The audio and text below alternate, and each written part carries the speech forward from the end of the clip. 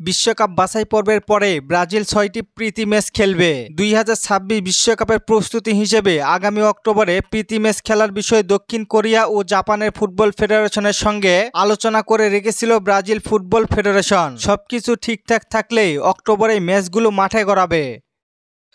ব্রাজিলের বিশ্বস্ত গণমাধ্যম গ্লোবো স্পোর্টস জানিয়েছে, এশিয়ার দুই দেশের সঙ্গে বাণিজ্যিক চুক্তি এবং স্পন্সরশিপের বিষয়গুলো চূড়ান্ত করার চেষ্টা চালাচ্ছে দুই দল। এছাড়া গ্লোবো আরও জানিয়েছে, আগামী 10ই অক্টোবর সিউলি দক্ষিণ কোরিয়া এবং 14ই অক্টোবর জাপানের টোকিওতে জাপানের বিপক্ষে প্রীতি ম্যাচ খেলবে ব্রাজিল। 2022 সালের কাতার বিশ্বকাপের আগেও কোরিয়া ও জাপানের বিপক্ষে প্রীতি ম্যাচ খেলেছিল ব্রাজিল। সেই ম্যাচগুলিতে দক্ষিণ কোরিয়াকে 5-1 গোলের জয় এবং জাপানকে 1-0 গোলে উড়িয়ে ব্রাজিলের জয়। 2026 বিশ্বকাপের চূড়ান্ত স্কোয়াড ঘোষণার আগে মোট 6টি প্রীতি ম্যাচ খেলবে ব্রাজিল।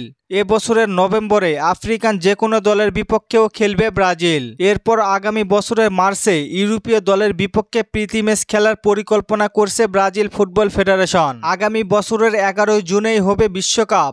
এবারের আয়োজক দেশ যুক্তরাষ্ট্র, কানাডা ও মেক্সিকো। আগামী বছরের জুনে শুরুতেও প্রীতি ম্যাচ খেলার সুযোগ আছে ব্রাজিলের। 2026 বিশ্বকাপ খেলা নিশ্চিত করেছে ব্রাজিল। আগামী মাসেই বাছাই পর্বের 2টি ম্যাচ খেলবে দুই দল।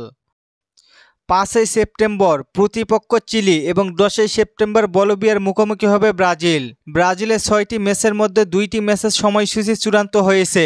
সব ম্যাচের আনুষ্ঠানিক ঘোষণা এখনও আসেনি।